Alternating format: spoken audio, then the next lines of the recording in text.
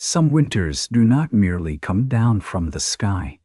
They step into a life and ask what a heart is made of. On the frontier, a person could own land, cattle, a good horse, and still be poorer than any beggar if no one waited for their footstep at dusk. Folks like to say the strong survived out there, but strength often looked like a woman holding back tears beside a cold road, or a man pretending he did not hear his own house echo. This is a story about a room that was offered before love had a name, and how one small mercy became a whole home. Maeve Jolly was walking along the frozen boardwalk in Alder Creek, Montana territory, with snow blowing sideways across her face and a carpet bag dragging from her right hand like it had grown heavier with every step. The church bell had just struck 6, though the sky had been dark for an hour, and the oil lamp outside Pritchard's Mercantile swung in the wind, throwing yellow light over her black bonnet, her split glove, and the little red mittens she clutched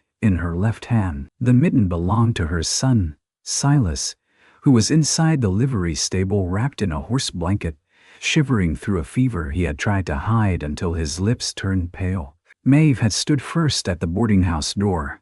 Mrs. Bell had looked past her shoulder at the snow, then at the damp hem of her dress. "No room," she said, though Maeve saw 2 keys hanging behind her. Then the storekeeper had refused her credit for coal. The freight office was locked. The church was dark, and the men in the saloon window had watched her across the street as if a lonely mother in a storm was a problem no decent person wanted to pick up. Maeve stopped beside the hitching rail and pressed the mitten to her mouth. She did not sob. She had learned long ago that sobbing wasted warmth. That was when Weston Kincaid stepped out of the livery with snow melting along the brim of his hat. He was tall and spare, with a beard cut close and a coat patched at the elbow. He had gone in to check on his mare, but he had seen the boy curled in the straw and the woman standing outside, like she had nowhere left to put her pride. Maeve turned as his boots sounded on the boards. "I can pay by morning," she said quickly, before he could accuse her of trespassing. "I can mend, I can cook, I can scrub floors. I only need 1 night for my boy."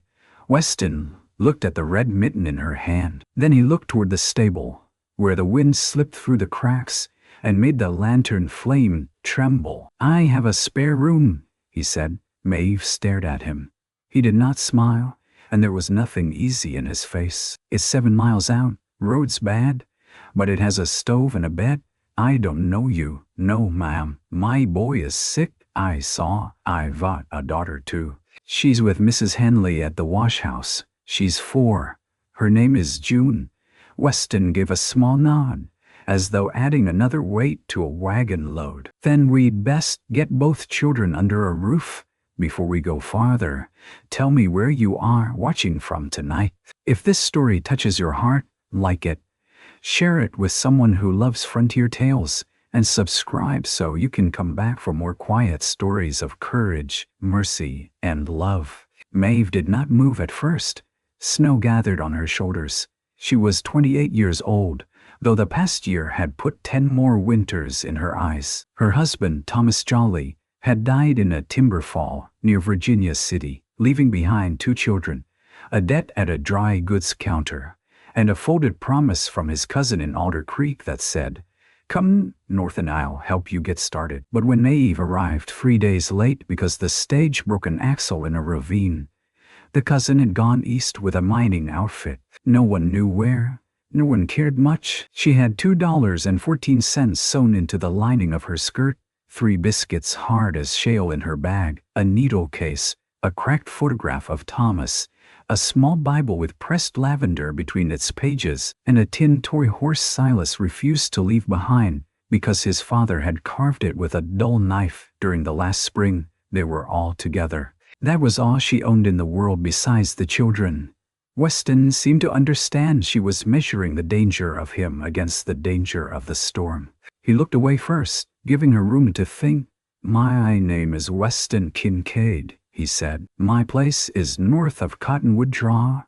You can ask Sheriff Vale, ask the livery man, ask Mrs. Henley if you need a woman's word. Why would you do it? The question came sharper than she meant. His eyes flickered toward the falling snow. Because I've got a room empty enough to shame me. Maeve held his gaze, looking for greed, amusement, pity, or the kind of hunger women learn to notice before men admitted it. She saw none of those things. She saw a tired man in a storm, and behind him, in the livery, her son coughed so hard the sound cut through both of them. That settled it. Take me to Mrs. Henley first, Maeve said. Then we get Silas. Weston lifted her carpetbag without asking. Maeve reached for it. I can carry that. I don't doubt it. I said I can. He let go. The bag dropped into her hand with a pull that made her shoulder dip, but she kept her chin level. Weston gave another small nod, not offended, not smiling. He simply turned his collar against the wind and led the way. Mrs. Henley's washhouse stood behind the barber's shop, its windows fogged white from boiling tubs. Inside, steam carried the smell of wet wool, and tired women. Little June Jolly sat on an upturned crate near the stove, her brown curls limp from melted snow, one thumb in her mouth, and her other arm hooked around a rag doll with one button eye. She wore Silas's missing mitten on her left hand. When she saw Maeve, she slid off the crate. Mama, is Silas dead? Maeve knelt before her and pulled the child close. No, baby. He's cold and poorly, that's all. We're going somewhere warm. Mrs. Henley looked past Maeve to Weston. Her round face tightened, then softened. Kincaid, ma'am, you taking them out to your place? Yes, Mrs. Jolly agrees. Mrs. Henley wiped her hands on her apron and stepped closer to Maeve. He's a quiet one, keeps to himself, but he pays fair and never once spoke low to me. She lowered her voice. Better his ranch than this town tonight. That woman has a heart like a frozen plum. Maeve swallowed. I can't pay him. You can pay when living gets easier. Mrs. Henley fetched a bundle from a peg. Here, I dried the little one's stockings best I could. I haven't money for her. Take them. Maeve hesitated, then accepted the stockings with a nod that carried more gratitude than words would have. Outside, Weston brought his wagon around, the wheels already packed with snow. His mare, Daisy, stood with her head low and breath steaming. A canvas cover was stretched over the wagon bed, and he had laid a buffalo robe along the floorboards. It smelled faintly of smoke and horse, but it was dry. They fetched Silas from the livery. He tried to walk because he was 8 and proud and did not like strangers seeing him weak. But halfway to the wagon, his knees folded. Weston caught him under the arms before he struck the ground. Maeve stiffened. I got him, Weston said. Silas mumbled. Don, take my horse. Maeve reached into the pocket of her coat and put the carved tin and wood horse into his hand. It's here. Only then did the boy allow Weston to lift him into the wagon. The road north was Nosh, a road so much as 2 pale ruts, disappearing into white dark. Alder Creek's last lamps vanished behind them within minutes. The prairie opened on either side, black and endless, with sagebrush crouched beneath snow and fence posts, appearing and disappearing like ghosts. Maeve sat in the back with June in her lap, and Silas rapped against her side. Weston drove from the bench, shoulders hunched, reins steady in his gloved hands. Snow blew into the wagon, no matter how the canvas snapped. Maeve tucked the robe higher around the children, then used her own shawl to block the gap near Zune's face. After a mile, Daisy stumbled. Weston clicked his tongue and steadied her. The wagon lurched, then caught. He did not curse. He only leaned forward, peering into the storm. Is it much farther? Maeve called. 6 miles. June whimpered. Maeve pressed her lips to the girl's hair. We're going to a room with a stove. Will it have bread? Maeve closed her eyes briefly. My bay. From the bench, Weston said. It will. The words were not grand. They were not soft, but they landed in the wagon like a coal dropped into a stove. The storm worsened after the 3rd mile. Wind came low across the open land, slapping the canvas hard enough to make June cry out. Silas burned hot now, his fever rising under Maeve's hand. She unbuttoned his coat to keep him from sweating through, then buttoned it again when the wind found him. Motherhood in winter was 1,000 small failures fought one after another. The wagon wheel hit a drift near Cottonwood Draw and sank almost to the hub. Weston pulled Daisy to a stop. "Stay under the robe." He climbed down and vanished into the snow. Maeve waited 5 seconds, then set June beside Silas and crawled toward the back. Weston was already at the wheel, shoulder against the wagon, boots sliding in mud beneath the snow. He looked up when he saw her. "Get back inside." "No, Mrs. Jolly." "I said no." She climbed down, snow biting through her worn shoes at once. Her skirt wrapped around her legs in the wind. Weston's jaw tightened, but he did not waste breath. He handed her the reins. "Hold Daisy straight." Dawn let her swing left. Maeve took the leather and braced herself. "What are you doing?" "Making the road remember us." He dug at the drift with a broken fence board from the wagon bed, then packed brush beneath the wheel. When he put his shoulder to the side again, Maeve pulled the reins taut and spoke to Daisy in a low voice. "Come on, girl. Come on now. You've carried worse than us, I reckon." Daisy strained. The wagon groaned. Weston slipped to one knee, rose again, and pushed with a sound caught deep in his chest. The wheel broke free. Maeve stumbled backward but kept the reins. Weston caught the wagon's side and looked at her through the snow, his breath white. "You've handled teams?" "My father hauled limestone in Missouri." "Good." It was the first compliment he gave her, and he said it like a fact. By the time they reached the Kincaid place, Maeve's feet were numb, and Silas had begun muttering nonsense about bluebirds in the chimney. Weston's ranch house sat in a low hollow sheltered by cottonwoods, with a barn to the west and a corral half lost beneath snow. No light burned in the windows. The house looked abandoned until Weston opened the door, and the smell of banked ashes, leather, coffee, and old pine rose to meet them. He went in first, lit a lamp, and struck the stove alive. Flame caught with a crackle, throwing light across a rough table. 2 chairs, a shelf of tin plates, a rifle above the door, and a pair of boots placed neatly beside the wall, as if waiting for someone who had never returned. Maeve noticed the boots. Women noticed absence the way animals noticed weather. Weston carried Silas to the spare room. It was small, with a narrow bed, a washstand, 1 quilt folded at the foot, and a curtainless window looking toward the barn. The air was cold but clean. A cedar chest sat beneath the window, and on top of it lay a blue hair ribbon faded nearly white. Maeve saw it, then looked away. Weston saw her see it. "My sister's room," he said. Maeve nodded. She did not ask. They settled Silas under the quilt. Weston brought another blanket from his own bed and laid it over the boy. Then he went to the stove and filled a kettle. Maeve removed Silas' boots and rubbed his feet until color returned to his toes. June stood beside the bed, still wearing 1 red mitten and holding her rag doll by the leg. "Is this our house?" June whispered. "No," Maeve said. "We are guests." Weston, standing in the doorway with a steaming cup, said, "Tonight it is shelter." Maeve took the cup from him. "Do you have willow bark?"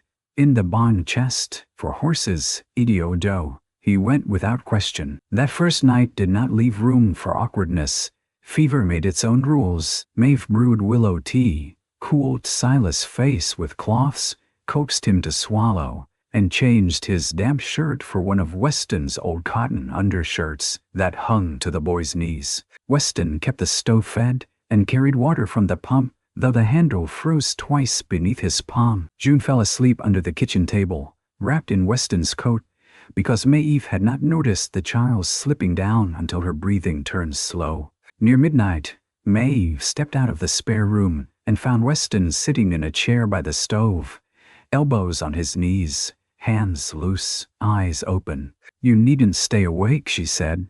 "It's my stove. I won't steal it." His mouth moved almost toward a smile. then stopped. Didn't think you would. Maeve lowered herself into the opposite chair. Her bones ached with exhaustion. Wet stockings hung near the stove, steaming. Her hem was stiff with dried mud. She could feel every mile she had traveled since Thomas died. After a moment, Weston said, "Your husband, Dad?" I'm sorry. So am I." He accepted that. No false comfort. No questions. The fire shifted. A log split softly. Maeve looked at the blue ribbon on the cedar chest through the open door. "Your sister?" Weston's eyes followed hers. "Clara died in childbirth 6 years ago, and the child buried with her." Maeve felt the room grow still in a different way. "I'm sorry." He nodded once. There was more in him, she could tell, but grief had a gate, and strangers did not push through it. Silas's cough broke the silence. Maeve rose at once. "Mrs. Jolly," Weston said. She paused. He looked at the floor between them. "The room can be yours till the storm passes." She wanted to say she would leave at first light. Pride rose like a guard dog. But in the next room her son coughed again, and June murmured in her sleep under the table. "Thank you," Maeve said. It cost her more than he knew. Morning came white and hard. The storm had buried the yard knee-deep, and the barn door had to be shoved open from inside because snow packed against it. Maeve woke in the chair beside Silas' bed with her neck stiff, and June curled at her feet. For one bright, confused second, she did not know where she was. Then she smelled coffee. In the kitchen, Weston stood at the stove turning corn cakes with a blackened knife. He had shaved, though he had missed a patch along his jaw. His hair was damp from melted snow. 2 tin cups sat on the table. Beside them were 3 plates and a jar of chokecherry preserves. June sat on the bench, solemn as a judge, watching the cakes. He said, "I could eat when you came," she told Maeve. Maeve looked at Weston. He shrugged. "Didn't know your rules. My rules are children eat when food is warm." Then I guessed wrong. June reached for a cake. "Wait," Maeve said, but not sharply. She washed her hands in the basin, then helped June wash hers. The little girl complained that the water was cold. Maeve told her cold water washed just as well as warm when there was no warm to spare. Weston heard that. Without a word, he poured a little kettle water into the basin. Maeve noticed. She said nothing. That became the way of the first days. Silas' fever broke by the second evening, leaving him weak and cross. He hated being tended by a stranger. He hated the room because it smelled like cedar, and someone else passed. He hated the snow because it kept him from going anywhere. Most of all, he hated that Weston had carried him. "I could vive walk," he muttered. Weston, bringing in an armload of wood, said, "Most men can walk after they faint too. Doesn't make it wise." Silas glared. Maeve expected offense. Instead, Weston said the word by the stove and took the tin horse from the table, studying the crooked wheels. "This yours?" Silas sat up. "My pa made it. Front axle's loose." "I know. I can fix it." "No, you can't." Weston placed it back exactly where he had found it. "All right." The boy looked startled, as if he had expected an argument and been denied the pleasure. On the third day, the road remained closed. On the fourth, Weston hitched Daisy to the sled and rode into Otter Creek for flour, salt, lamp oil, and news. Maeve tried to give him one of her hidden dollars.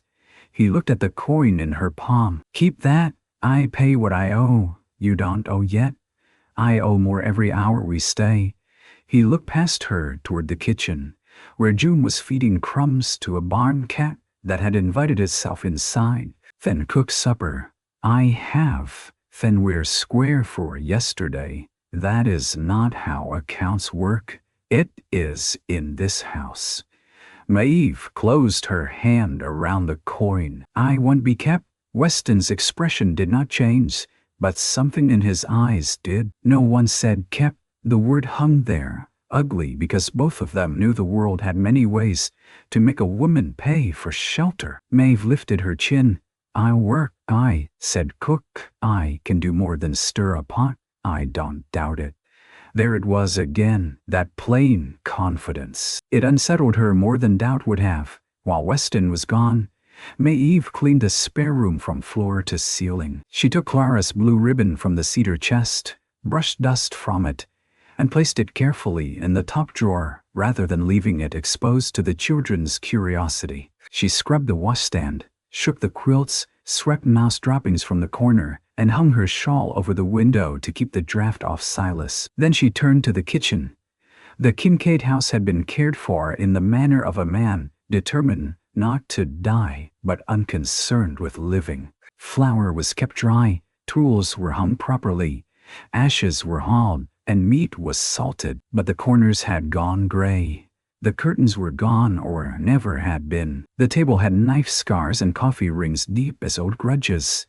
There was only one chipped cup with a flower painted on it, hidden behind tin ones on the shelf. Maeve took it down and washed it.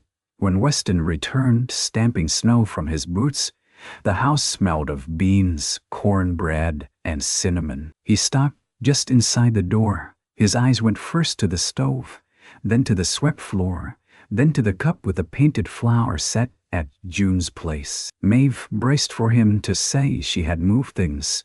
He only removed his hat. Silas from the spare room called, "Mr. Kincaid, Mama fixed your button box. It was a mess." Maeve shut her eyes briefly. "Silas, Weston hung his coat on the peg, was it?" "A terrible mess," June added. Weston looked at Maeve, and this time the almost smile arrived, faint but real.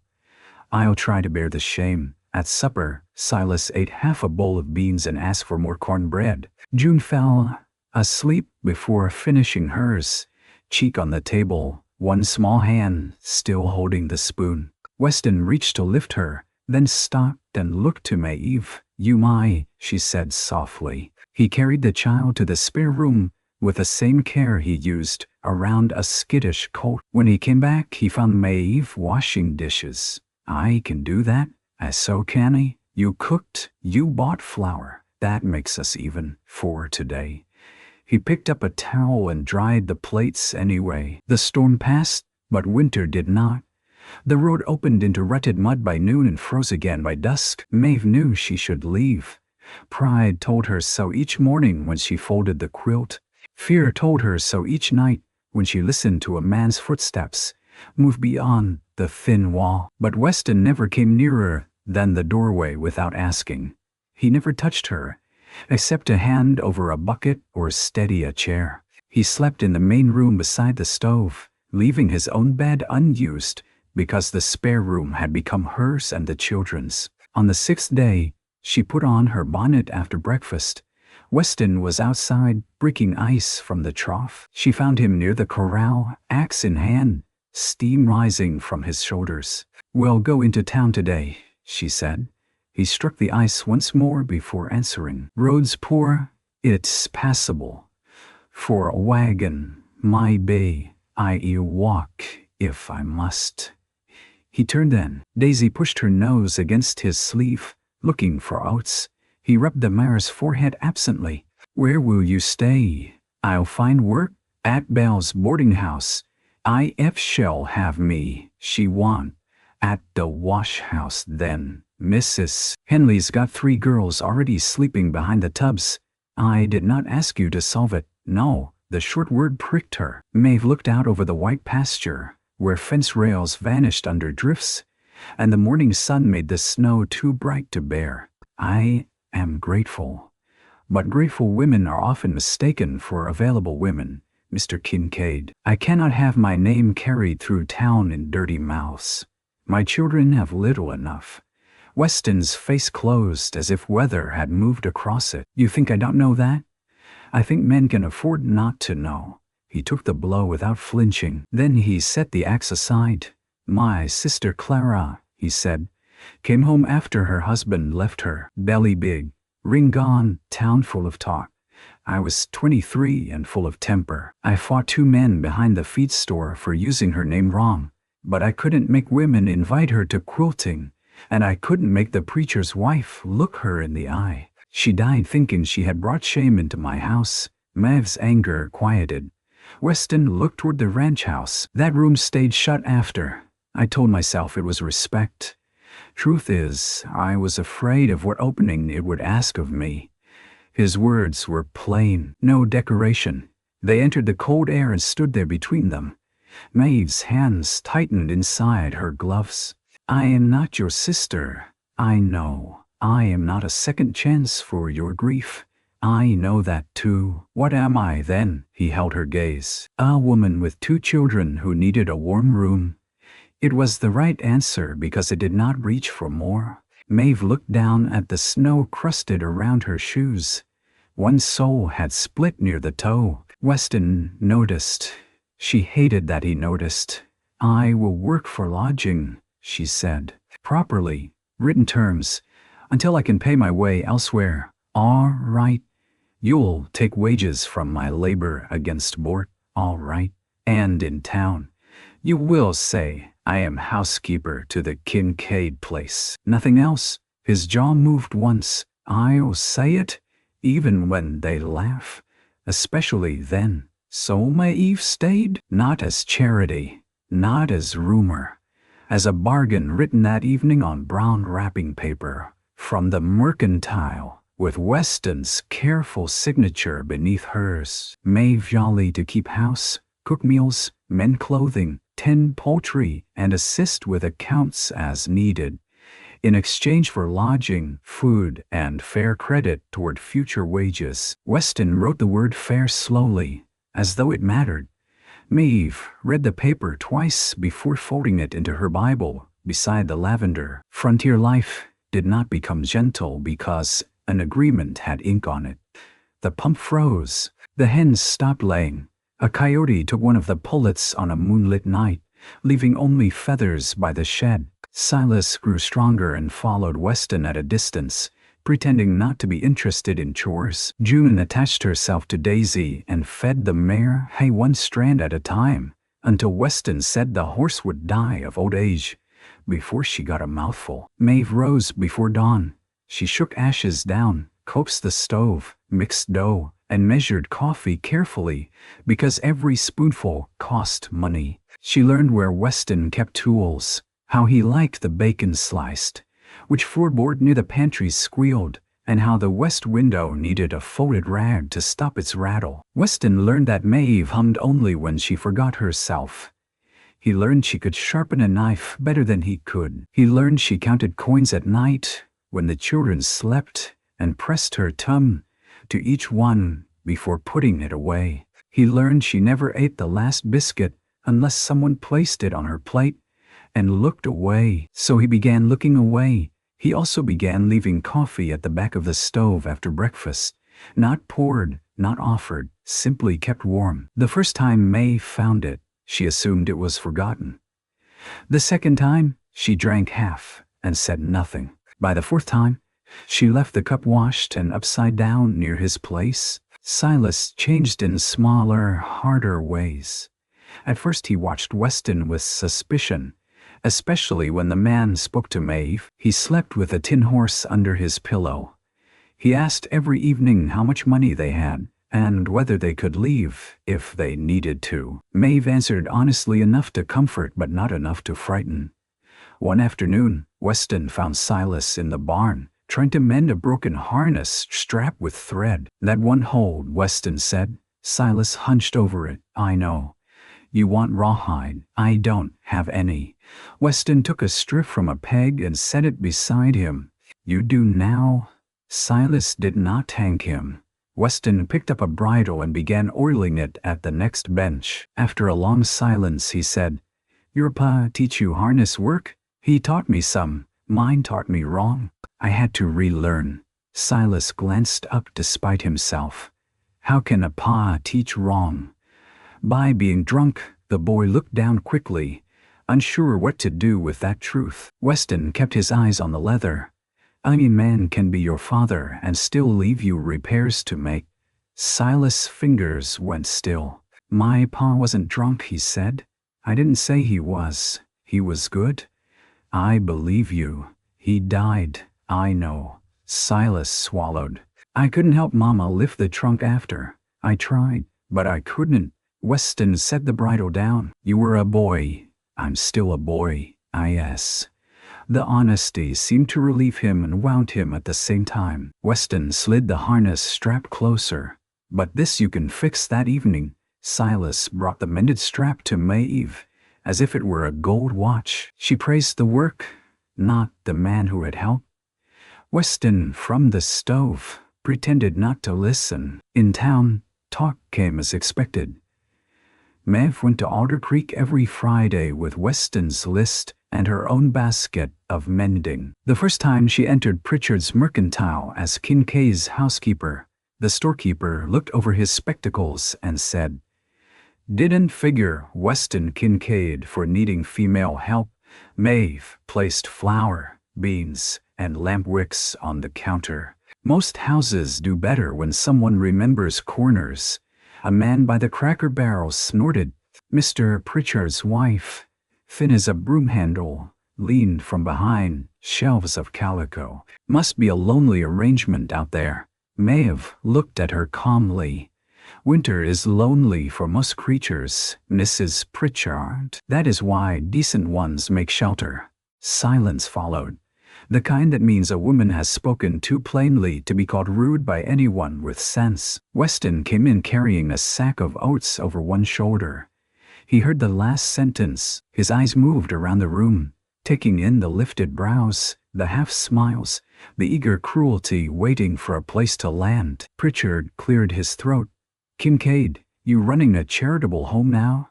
Weston set the oats down with a thud. No, Maeve's cheeks burned despite herself. Weston pulled a folded paper from his coat pocket and placed it on the counter. "Mrs. Jolly keeps house under contract. She handles my accounts for household purchases. You'll extend the same respect you extend me, or I'll buy from Helena and let everyone know why." Pritchard's mouth tightened. No offense meant. Then none will be repeated. Maeve did not look at Weston. If she had, something in her face might have betrayed too much.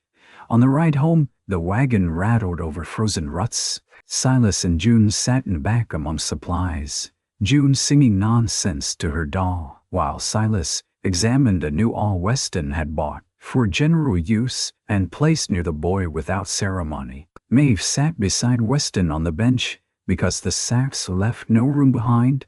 "You needn't have done that," she said. "Yes, I did. I can defend myself. I saw. Then, why speak?" His hands stayed steady on the reins. Because a woman defending herself alone becomes entertainment to some folks. A man agreeing with her spoils the show. Maeve turned her face toward the passing fields so he would not see what those words did to her. Snow returned in February with a hard cold that killed 2 calves before dawn. Weston came in from the barn with blood on his cuff and grief held tight behind his teeth. Maeve did not ask questions. She poured coffee, wrapped hot bricks in cloth for his feet, and put extra bacon on his plate. He looked at the plate.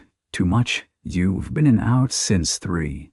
So have you? I wasn't pulling calves." He ate. Later that morning, Maeve found him in the barn beside the surviving cow, his hand resting on the animal's flank. The dead calves lay under a tarp near the door.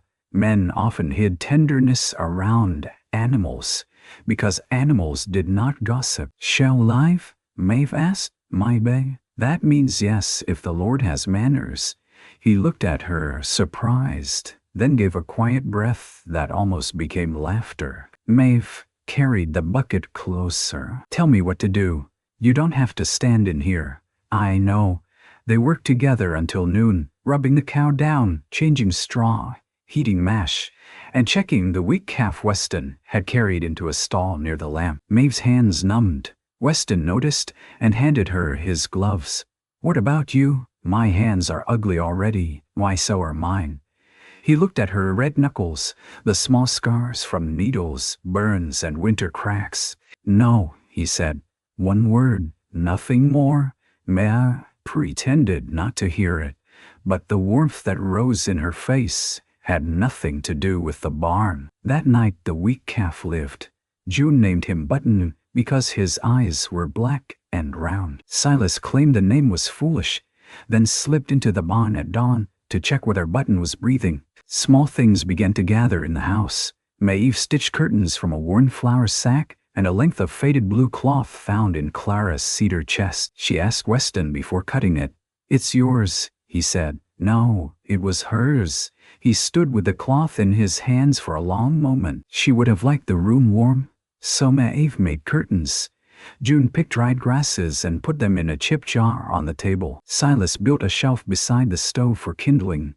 Weston repaired the loose rung on the rocking chair after Maeve nearly fell. Maeve mended Weston's shirts with thread so close in color that he only noticed because the holes were gone. On Sundays, weather permitting, they drove into Alder Creek for church.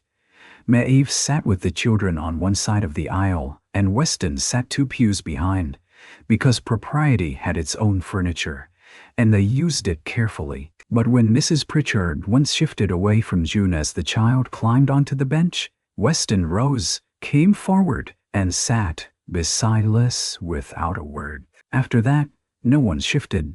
In March, a letter came. Maeve knew before opening it that it carried trouble. The envelope was addressed in a hand she recognized from bills Thomas had hidden and she had found after the funeral. Elias Rudd, a freight agent and moneylender out of Virginia City, wrote that Thomas Jolly's remaining debt, with interest, had been transferred for collection. If Maeve could not pay $37 by the end of April, he would pursue claim on any movable property of value and petition for guardianship review on grounds of destitution if necessary. Maeve read the letter once by the pantry, the words blurred, not because she did not understand them, but because she understood too well. Guardianship review, a clean phrase for stealing children from a poor widow. She folded the paper, placed it in her Bible, and went on kneading dough. Weston noticed because Maeve forgot salt. He ate the bread without comment that evening, though it tasted flat. Silas made a face. June spread preserves thick enough to hide anything. After supper, Weston stepped onto the porch. The thaw had begun, and water dripped from the eaves in slow beats. Maeve came out to shake crumbs from the tablecloth. The coals smelled different now, wet and earthy, with mud waiting beneath the snow. "You got a letter," he said. "Yes, bad, not yours." "That wasn't my question." Maeve gripped the tablecloth. "It is a debt." "How much?" She laughed once without humor. "Enough, Maeve." It was the first time he used her given name. She looked at him sharply. He seemed to realize it too, but did not take it back. "How much?" he asked again. $37. His face changed less than another man's might have. But she had learned his weather. Something hard crossed his eyes. To who? Elias Rudd. Weston's hand closed around the porch rail. "I know him." "Then you know he means it?" "I know he feeds on fear." "He holds Thomas a snort. Thomas is dead. Death does not die as kindly as men do. He threatened the children." Maeve said nothing. Weston turned fully toward her. "Did he?" Her voice came low. "He mentioned guardianship." The porch seemed to darken, though the lamp behind them burned steady. Weston took off his hat and held it at his side. "I'll pay it." "No, you can work it off." "No, no, May, no." She stepped back, anger rising because fear needed somewhere to go. "I will not trade one man's debt for another man's claim. I will not have my children safe only because I belong on someone's account book. You're already on mine. I ask housekeeper for food and lodging, not for $37 I cannot repay before I am old. I didn't mean. I know what you meant. That is why I cannot allow it." The tablecloth snapped in the wind between them. Weston's voice lowered. "What will you do? I can sew late. Mrs. Henley knows families needing shirts. I can take washing. You're already working from before dawn. I have worked tired before, and if it isn't enough." She folded the cloth with shaking precision. "Then I will face that when it comes." He stared out toward the barn. Water dripped, drip, dripped from the eaves. Finally he said, "You don't have to be alone in every fight." Maeve's throat tightened. She hated him a little for saying the one thing she wanted to believe. "I do not know how to be otherwise," she whispered. That was the quiet night conversation that changed them, though nothing outward changed at all. Weston did not pay the debt. Maeve would not have forgiven him if he had. Instead, he began finding ways for her to earn.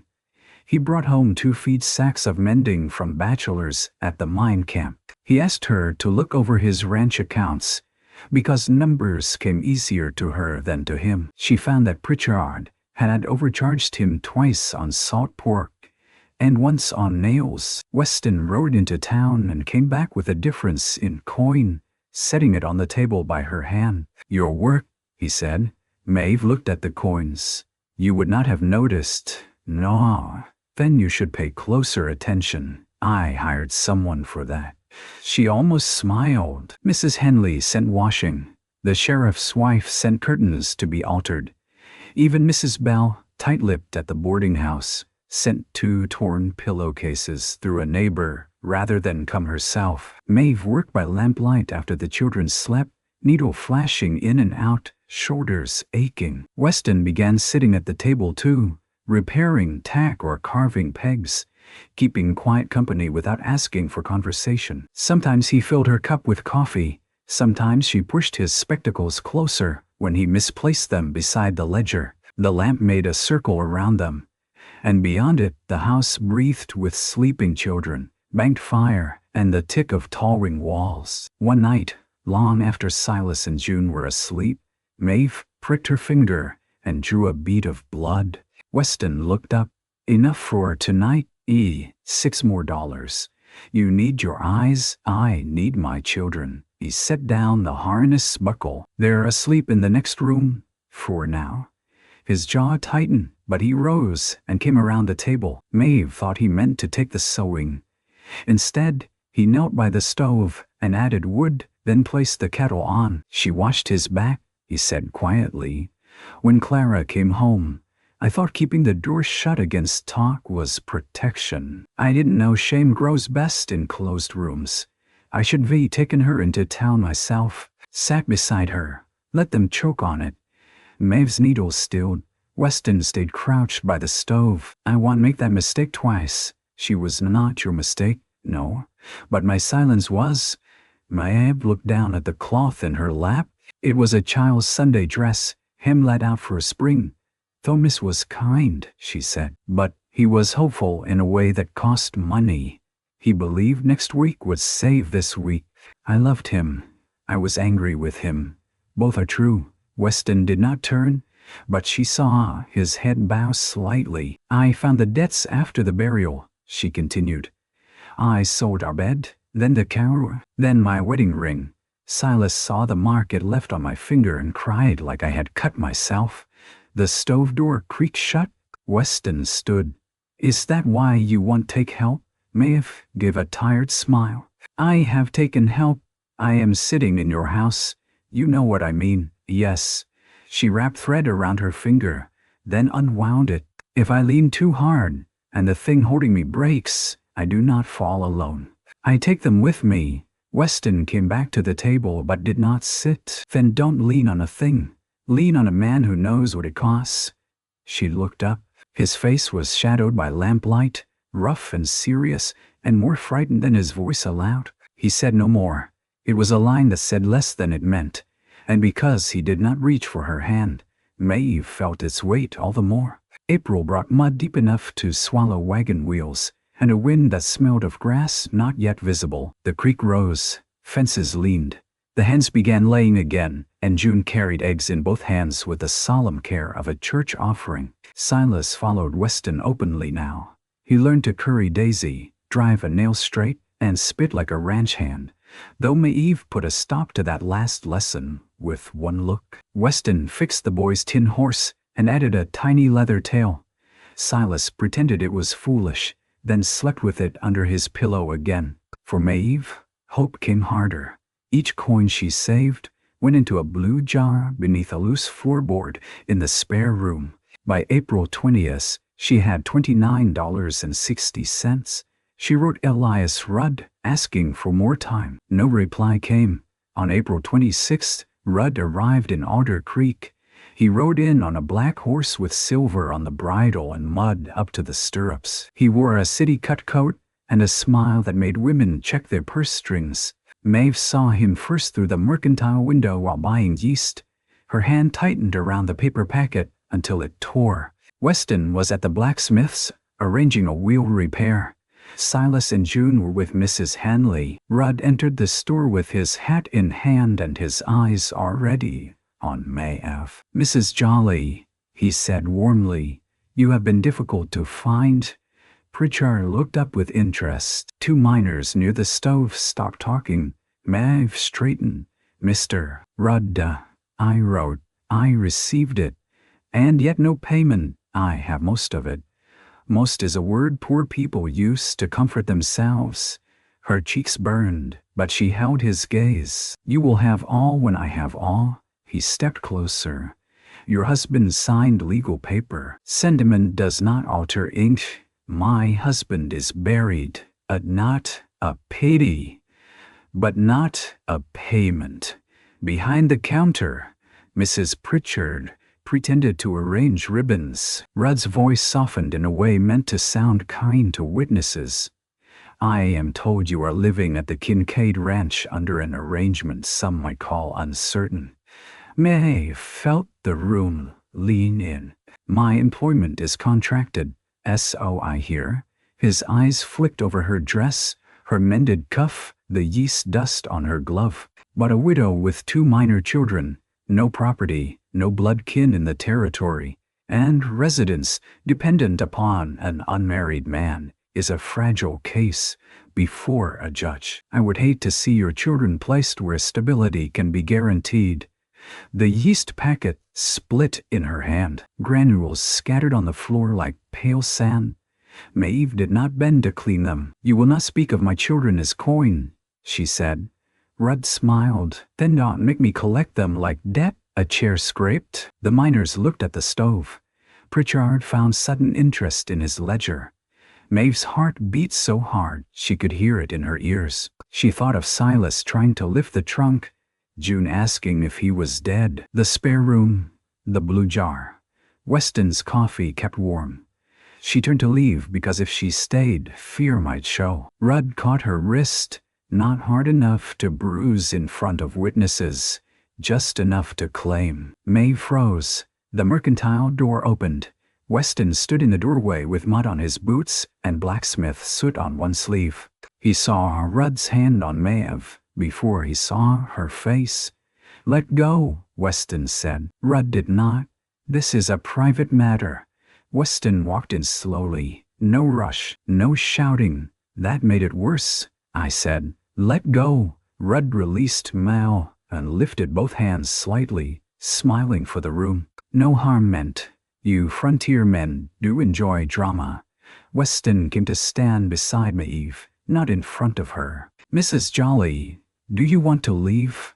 Her voice came steady because his steadiness gave hers a place to stand. "Yes." Rudd's smile thinned. "She owes $37 Kincaid, plus travel expense now. She owes what the note says and not a penny of your vanity. You paying it?" "No," Maeve said at once. Weston looked at her, then back at Rudd. "No," Rudd chuckled. "Then why bark?"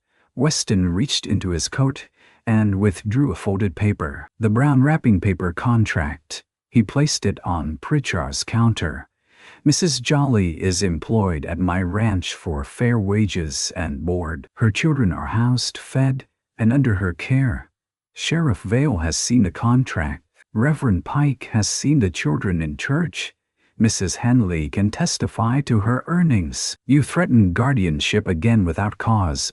I'll bring every one of them before the judge and ask why a moneylender from Virginia City is sniffing around a widow's young ones." Rudd's eyes cooled. "Careful. I am being careful." Maeve looked at Weston's profile. His face was calm, but his right hand had curled into a fist at his side. Rudd leaned closer. Men with land have more to lose than women with carpetbags. Weston's voice stayed low. Then you should not threaten what stands on mine. Something changed in the room. Not because Weston was the richest man. He was not. Not because he was powerful. He was not that either. But reputation on the frontier was made of repeated actions. And everyone knew Weston Kincaid paid debts, kept fences, returned tools, and did not speak unless he meant to stand behind the words. Rudd picked up Maeve's torn packet of yeast from the counter and set it down again. End of April. Maeve's throat dried. That remains, he said. $37. I will be at the boarding house until then. He put on his hat and left. Only when the door closed did Maeve realize her wrist was shaking. Weston looked at it, then at her face. Did he hurt you? No. Pritchard cleared his throat. Kincaid, I don't want trouble in my store. Weston turned his head. Then keep better company. Mrs. Pritchard made a small sound. Pritchard said nothing. Outside, Maeve walked halfway down the boardwalk before stopping. Mud sucked at the street below. Wagon wheels cut shining tracks through it. The sky hung low and gray, threatening rain. Weston stood beside her. I was afraid, she said. I know. I hate that you saw it. I hated that you had to be. She closed her eyes. I am short $7.40. I know where to get it. No, not a gift. She opened her eyes. He looked toward the livery. There's a saddle in my barn. Good leather. Clara's husband left it. I kept it because throwing it out felt like letting him win. Selling it might be better. Maeve stared at him. That is not mine to sell. No, it's mine. And I need accounts settled too. Weston, I don't want that man's saddle in my barn anymore. She understood then that help could be two knees meeting, not one person sinking beneath another's pity. Still, she said, I will repay it. I expect you will. Rain began before they reached the wash house. It was cold and sharp, cutting through shawls, turning old snow into gray slush. By the time they gathered the children and climbed into the wagon, the road north had become a ribbon of mud. Daisy strained. Wheels sank. Twice Weston had to climb down and walk beside the mare, leading her through the worst places. Halfway home, the creek crossing roared higher than it had that morning. Weston stopped the wagon. Maeve leaned forward. Can we cross? He looked at the brown water rushing over stones, not with the children in back. Rain drummed on the wagon canvas. June began to cry, quiet at first, then harder when thunder rolled far off. Silas said, I'm not scared. Maeve reached back and touched his knee. Good. Be useful then. Hold your sister's hand. Weston scanned the banks.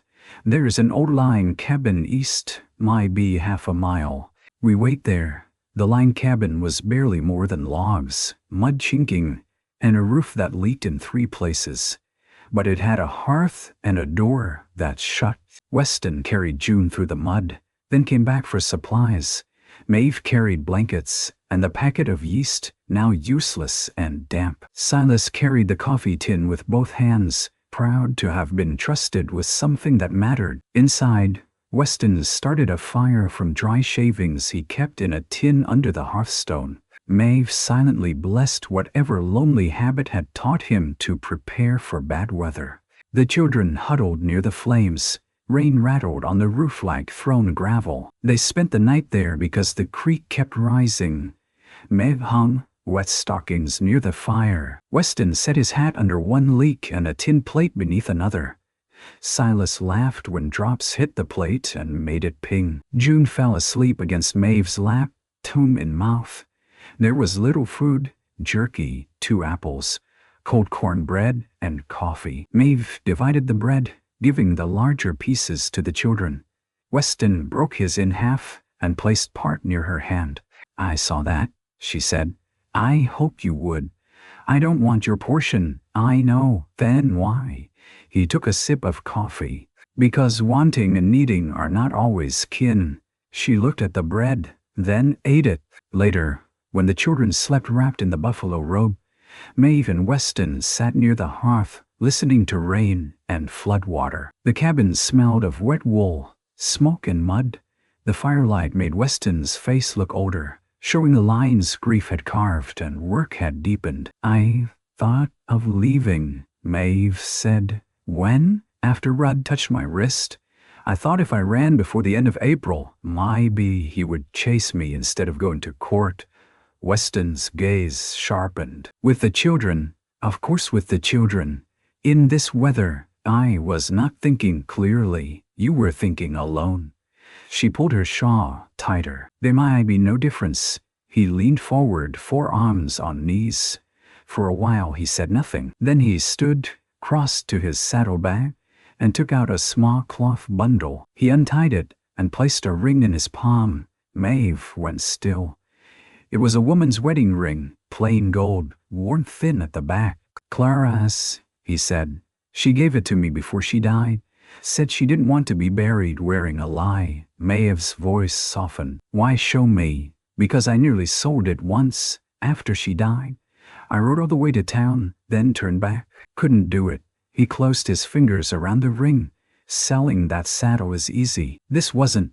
I think grief gets tangled in things till a man can't tell memory from chain." Maeve understood. Her own ring was gone, sold for winter coal before Thomas had been 3 months in the ground. For weeks after, her finger had felt naked in the cold. Weston looked at the sleeping children. "When I saw Rudd's hand on you, I wanted to break it. That would have made talk. My bay jail, my bay trouble for you. So I stood still. I have never found standing still so hard." Maeve's chest tightened. He tucked the ring away. "Don't run, Maeve." She looked at him. The fire cracked. Rain slid down the door in thin shining lines. He said, "Stay." One word. No demand. No promise he could not yet make. Just the simple sentence that stopped the loss. Maeve looked toward Silas and June, sleeping under his buffalo robe, in a leaking cabin beside a flooded creek. Then she looked back at Weston. "I am tired of running," she said. By morning the creek had lowered enough to cross with caution. They reached the ranch muddy, hungry, and chilled, but safe. Weston rode back out that afternoon with a saddle wrapped in canvas. He returned after dark with $8 and no saddle. Maeve placed the full $37 in an envelope 2 days before the deadline. Her hands trembled as she counted it, not because she doubted the amount, but because each coin represented a stitch, a washed sheet, a corrected account, a sold saddle, a portion of bread, a man standing beside her in a store. Weston drove her into Alder Creek on April 30. The sky was clear after rain, washed blue and bright. Mud still clung to wheels, and water shone in every rut. Silas and June stayed with Miss S. Henley, though Silas begged to come in, case Rudd needed watching. Maeve kissed his forehead and told him watching was sometimes best done by staying out of reach. Rudd waited at the boarding house parlor, dressed as if attending court. Mrs. Bell hovered nearby, eager for history to happen under her roof. Maeve placed the envelope on the table. $37, she said. Rudd weighed it in his hand. "No interest for my travel." "The nurse says 37 He could argue. Sheriff Vale stepped in from the hallway. He was a broad man with tired eyes and a mustache yellowed by tobacco tar. Weston had fetched him without telling Maeve, and for once she did not mind. Sheriff Vale said, "You could, but you won't do it here." Rudd's smile vanished. The sheriff held out his hand. "Receipt?" Rudd removed a paper reluctantly, wrote payment received in full, and signed his name. Maeve took the receipt. She read every word. Then she folded it and placed it inside her Bible, where the contract lay. Rudd looked from her to Weston. "I wonder how long charity will shine now that the debt is gone." Weston did not answer. Maeve did. "It was never charity," she said. "It was shelter. There is a difference, though I do not expect you to know it." Sheriff Vale coughed into his hand, hiding what might have been a laugh. Rudd left Alder Creek the next morning. But peace did not come all at once. It came like spring in Montana, stubborn and interrupted by storms. Maeve was free of Thomas's debt, yet freedom made new questions. She had earned enough dignity to choose, and choice frightened her more than desperation had. She could find a room in town now. Mrs. Henley knew of a widow needing help with sewing. The children could attend the small school near the church. Maeve could leave the Kincaid ranch cleanly, before gratitude became longing and longing became another kind of dependence. She packed the carpet bag one May morning, while Weston was in the north pasture. June watched from the bed, doll in her lap. "Are we going?" Maeve folded Silas' shirt. "My bay, to town." "Yes." "Will Mr. Kincaid come?" "No, baby." June's mouth trembled. "But Button's me." Silas appeared in the doorway. "You said we could stay till the garden came up."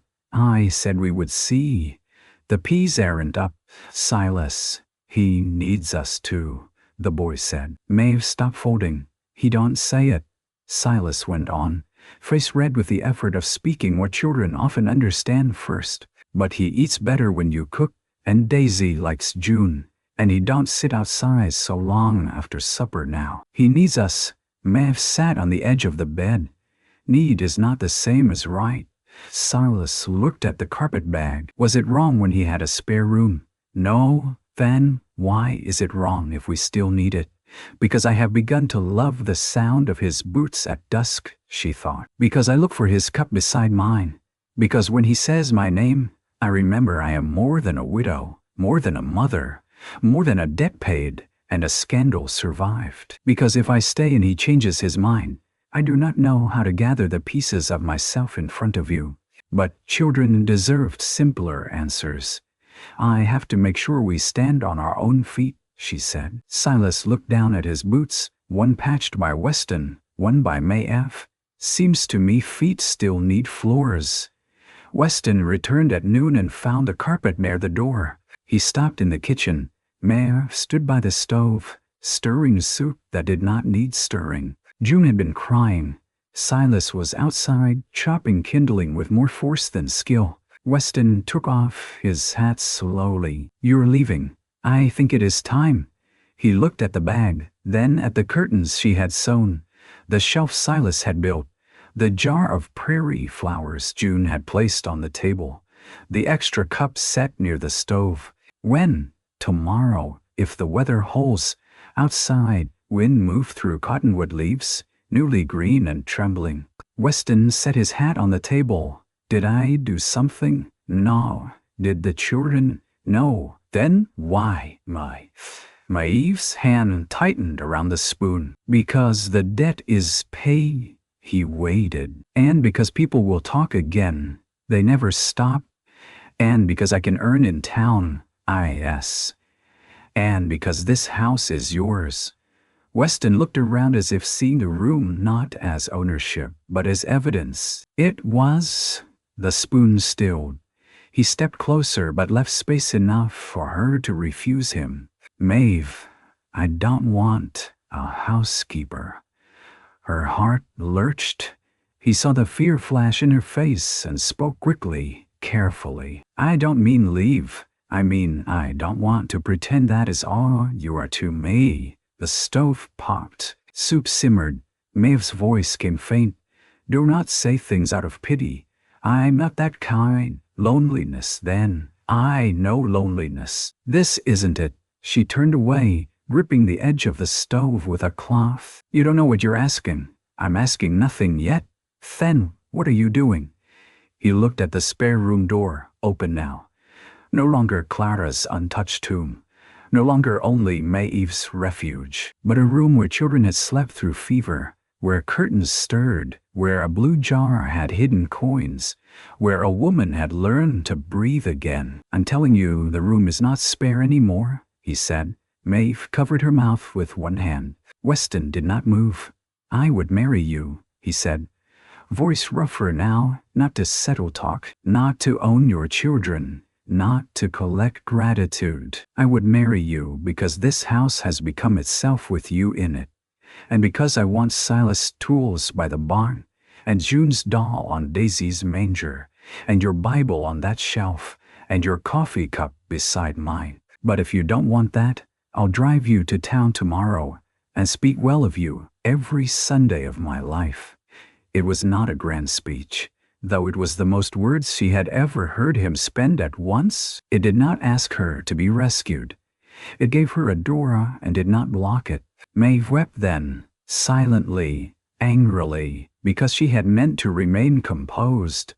Weston's hands twitched at his sides, but he still did not reach without permission. She looked at him through tears. "I am afraid. I know. I love Thomas.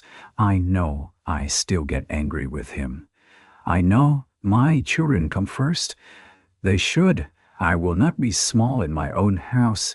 His eyes held hers. "Then don't be." She laughed once through tears because it was so simply said, as if all the world's rules could be dismissed by a man who had finally learned which ones deserved breaking.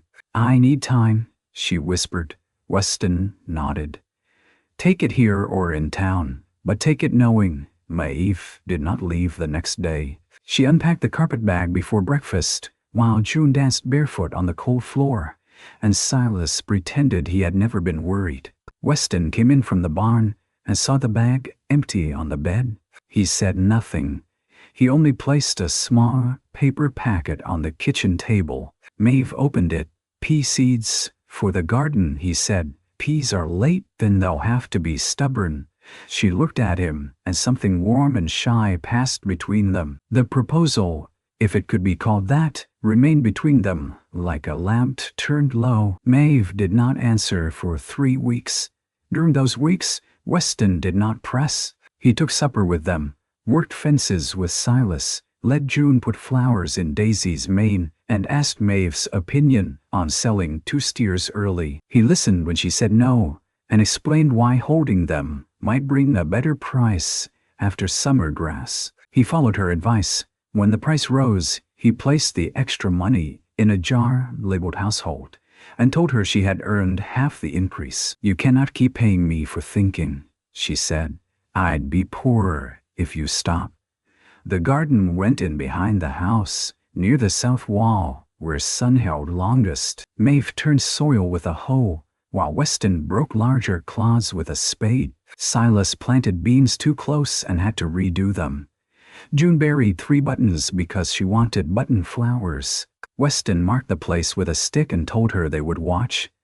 On a warm evening near the end of May, Reverend Pike came to supper. Maeve had invited him without telling Weston why. The children knew because children always knew everything important. Silas wore a clean shirt and stood too straight. June kept asking whether Button the calf could attend a wedding if there was one sometime in life. Weston looked from one face to another, then at Maeve. She was setting bread on the table. Her hands were steady.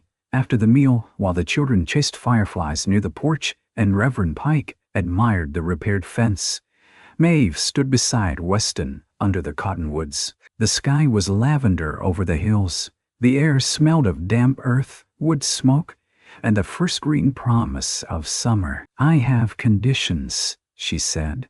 His gaze softened. "I expected you would. I keep my wages until we marry. After that, household money is discussed, not commanded. Yes. Silas is not to be made into a hired hand before he is a boy. Yes. June might feed Daisy too slowly." A smile touched his mouth. "Daisy has accepted her fate, and Clara's ribbon stays in the drawer unless you choose otherwise." His eyes grew quiet. "All right." Maeve looked toward the house. Through the window she could see the stove, the table, the curtains made from Clara's cloth, and the painted flower cup washed and waiting. "I cannot promise never to grieve," she said. "I wouldn't trust a person who could. I cannot promise never to fear. I can stand beside fear." She turned to him then. "Then yes, Weston Kincaid." He closed his eyes briefly, as if the words had struck something too deep for speech. When he opened them, he did not pull her into his arms like a man claiming victory. He held out his hand, palm up, and let her choose. Maeve placed her hand in his. His fingers closed around hers with a care that made her breath catch. They were married 2 Sundays later in the small church at Alder Creek, with rain ticking softly on the roof. Not a hard winter rain, not a dangerous rain, but a gentle one that washed dust from the windows and made the lilacs by the church steps bow their purple heads. Mrs. Henley stood with Maeve. Sheriff Vale stood with Weston. Silas held the rings in a little pouch Maeve had sewn from blue cloth. And June whispered loudly that Mama looked like bread with sunshine on it, because her dress was cream-colored and warm. Mrs. Pritchard came too, stiff-backed and curious. Mrs. Bell sat in the rear, perhaps to witness scandal become respectability and see whether it looked different. It did not.